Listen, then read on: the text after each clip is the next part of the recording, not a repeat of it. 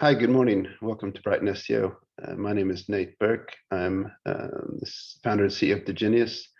And today we're going to talk about DuckDuckGo, privacy and the future of search.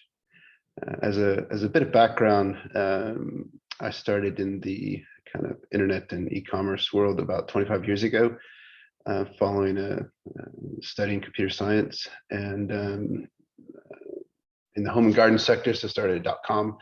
And used to buy traffic when it first started coming out on GoTo.com, and then later Alta Vista, Lycos, Ask Jeeves. Google came out, took over kind of the world, and a lot's changed in the meantime. Facebook came, and now you have a much more concentrated view of the marketplace. And so as we look at DuckDuckGo, we'll look at an emergent search engine, which hasn't happened for quite a few years. So the main topics today will be the rise of privacy concerns in search. What is DuckDuckGo? Why does it exist? How to optimize for it and advertise on it? And where is privacy in search headed?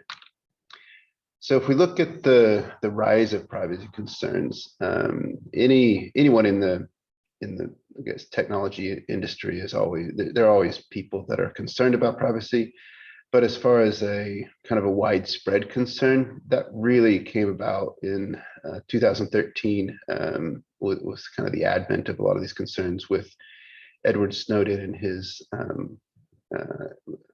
leaks. As you probably know, he worked for the NSA and exposed a lot of what they were doing, and eventually fled to Russia, and he's still still living in Russia, out of the hands of the U.S. government. Later, Julian Assange did a similar type of thing, exposing all sorts of different things with WikiLeaks and how different governments handle different data. And then we had Cambridge Analytica here in the UK, where it's really exposed how some groups are using very private data from Facebook to do things like manipulate elections all over the world and stoke tensions that some think maybe let lie. And then in the UK as well, local councils and how they use private data, how they use internet data, search data, social media data to track their residents. So these kind of concerns have been mounting for quite a while. If we look at how data is tracked, a lot of it comes from the browser. So depending on what browser you use, kind of depends on how much is tracked about your activities. So if you're using DuckDuckGo, nothing is tracked. Kind of Firefox or Microsoft Edge are going to track just a little bit of data. Safari a bit more, and then Google Chrome, you just figure everything you do is tracked and shared across all the different Google properties. So, for example, Hacker News kind of did a story when Google finally released what it does with data. They connect all data from all their tools. They've unified their privacy policy. So any Google service you use, they will share the tools across all the other services, mainly for the commercialization purposes of selling more ads and making things more relevant to the to the kind of the private consumer. But you're talking about location, where you are, where you go, what you search for, what sites you visit, what apps you use, and then any data entered in any of those is consolidated around a profile around the actual person. Many view this as highly intrusive from a privacy standpoint.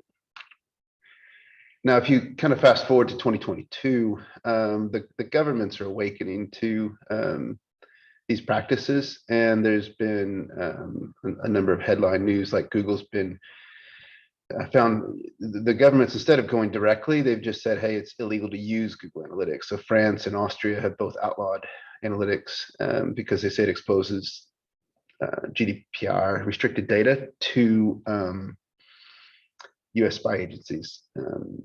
Facebook has sued Texas has sued Facebook for billions of dollars for collecting facial recognition data. And they do this through the cameras on your smartphone, on your laptop, etc. So that's kind of concerned a lot of people. Google's being sued in the US over deceptive location tracking. Like if you put on your phone, don't track my location, it's still being tracked. And things like that get the government upset.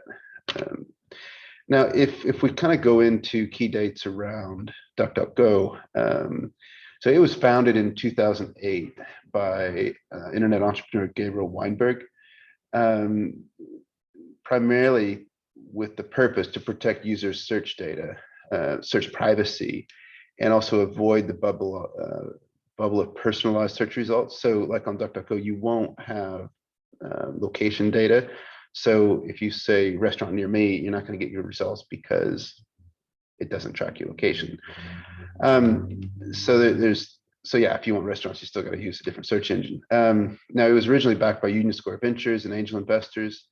The name's kind of a funny name, but it comes from the children's game Duck Duck Goose, which many will have played as a child. From a technology perspective, it's written in Perl, runs on Nginx, FreeBSD, and Linux. The actual search data is built primarily on search APIs from about 400 different sources. So these include sources like Yahoo, SearchBoss, Wolfram Alpha, Bing, its own web crawler, Duckbot, Wikipedia, and quite a few others. From terms of monetization, like how does it make money? The two main ways. So they work in affiliate programs with companies like eBay and Amazon, and then from advertisements. And the advertisements look just the same as they do on Google or Bing, and they're managed by the Microsoft advertising network. So if you want to advertise on DuckDuckGo, you go through Microsoft advertising. So some of the kind of dates moving forward, in 2013, GNOME released its version Web 3.1 with DuckDuckGo as a default search engine. 2014, Apple included the search option on iOS 8. And also in 2014, Mozilla adds DuckDuckGo as an option for Firefox 33.1. 2016, DuckDuckGo partnered with Yahoo, Bing, Yandex, and Wikipedia without sharing any user information. Now they, with the war in Ukraine, the Yandex is the Chinese search engine, so that's been suspended just in the last, recently. And then 2016, also the Tor browser, which is kind of this secure browser named DuckDuckGo as a default search. And then 2019, DuckDuckGo announced that all maps are powered by Apple Maps. And then just in July 2021, you can now get an email, like a private email with DuckDuckGo. It would be an address at duckduck.com. So yes, that's some of the run up. So if you notice, most of those companies we're talking about, or all of them, are very privacy focused companies and technologies. Now, if you look at the growth, so it's a typical slow burn type of growth. Most, there's a few times you get a very rapid internet company, but most of them are you have a kind of a 10-year buildup, which is similar to this, and there's really been accelerating lately. And they now average over 100 million searches a day, and there's over 100 billion searches on DuckDuckGo to date. Now, if we look at the search market, search engine market in general, it's now the 6th largest search engine globally. The main markets for DuckDuckGo are the US and Germany and UK. Out of the 6, 2 of them are kind of country specific. So Yandex and Baidu. So Yandex is the Russian, Baidu is the Chinese. So if you look at the Western markets, there are basically 4 major search engines. Google, obviously, dominates the results, but the other three are DuckDuckGo, Yahoo, and Bing. And those three are all managed by Microsoft Advertising. So if you want to reach the Western markets, you need to make sure your position, you're diversified across both Google and Microsoft Advertising. Now, the user base is quite a sophisticated user base. You're not generally looking at teenagers on mobile phones. You're looking at middle-aged people with concerns around their data and privacy, which are going to be more kind of educated and sophisticated types of users that really watch what they do, how they do it, where they spend their time, where they spend their money.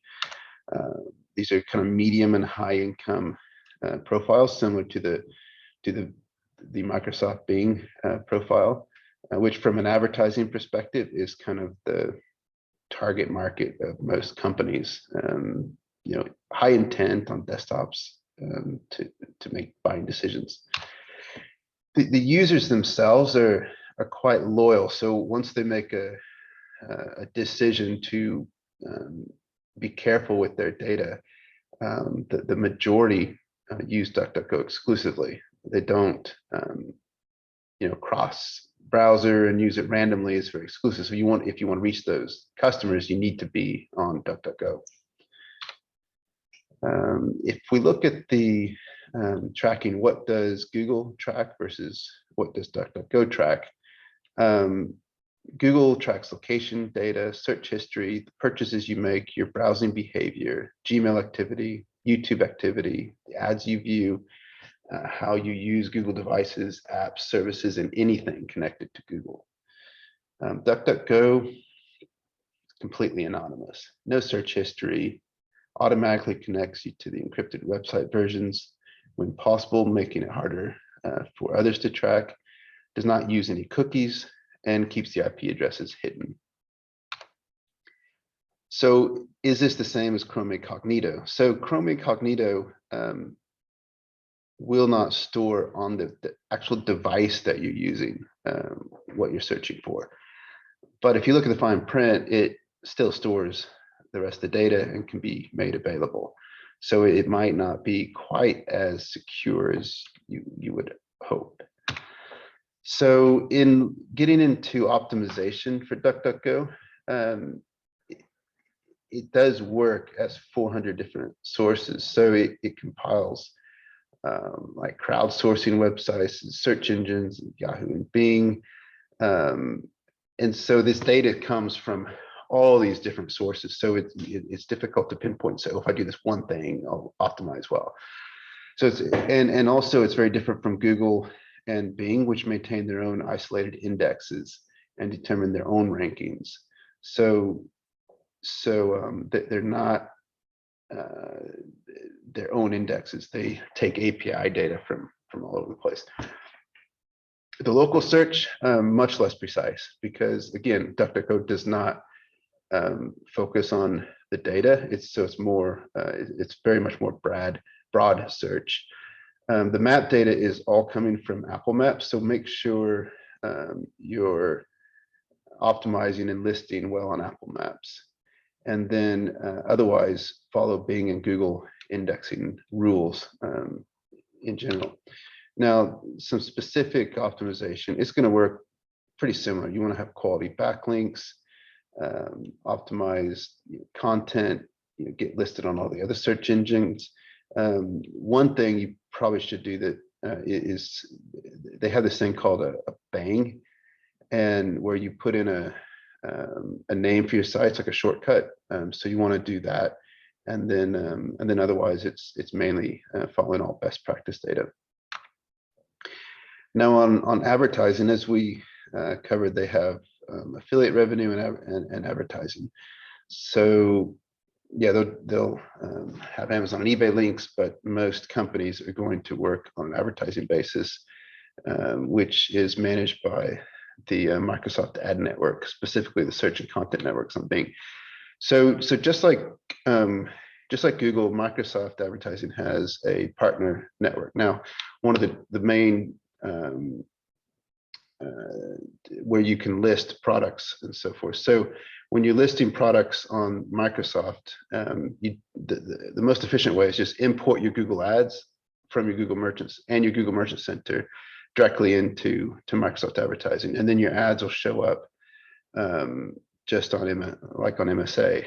And then when you get into DuckDuckGo, they're part of the publisher network, so they're not, it's not Bing, right? So it's Microsoft feeds data to lots of different sites, just like Google. The Google partner network you don't manage, but the Microsoft Search Partner Network is much more transparent in what sites they work with. So DuckDuckGo is one of the sites, Wall Street Journal, CBS, Forbes, Ecosia, and then they have their owned and operated sites like Bing, Edge, Yahoo, AOL, etc. So on the partner network, vetted sites will apply on Microsoft. On Google, the partner network, you can turn it on or off. But on the Microsoft network, as an advertiser, you can get the granular, transparent results and see which ones are working for you and which ones aren't. And you can specifically exclude sites that don't work well for you. So you can manage that. This is probably in today's market of media buying and kind of search data and media data, this is probably the best kept secret, is that if you manage the Microsoft Search Partner Network well, the results you can get are can be phenomenal. And we've done quite a bit of that at Diginius. We built a tool, because it is a lot of work. So you've got to, because you can exclude them by campaign and you can put all this data in. It's a lot of work to maintain that data. So at Diginius, we've built a tool within our Diginius Insight platform where you can monitor the results of all the different partners in the Microsoft network, including DuckDuckGo and all the other thousands of them, and then decide which ones work for you and which ones you want to exclude. And doing this, we've seen results improve 25, 50, even up to 75%. Now that's on top of general in performance. What we see is on the Bing network, the Microsoft network, generally rule of thumb is you're going to get probably 20% or better performance than you do on Google. It's just the search, obviously the volumes are lower, but if you're looking at where to buy the most efficient traffic, then you want to make sure you've got deep coverage in the Microsoft network. Now, when we get into the future of search, as Zuckerberg said, the future is private. If you look at what Facebook is doing now and building this metaverse, and look at their stock price. The stock price hasn't done that well lately. As Apple and Google release updates to further make data more private, companies that use very private data to run their ads are hurting, such as Facebook. And so, yeah, hopefully he can turn the metaverse into something that works for him in time before the cash runs out. But it is a very different market moving forward, and as the world moves private first. So that's a brief overview of DuckDuckGo. I'm happy to discuss any questions at the conference. You can find me on LinkedIn or look up Diginius, and thank you for your time.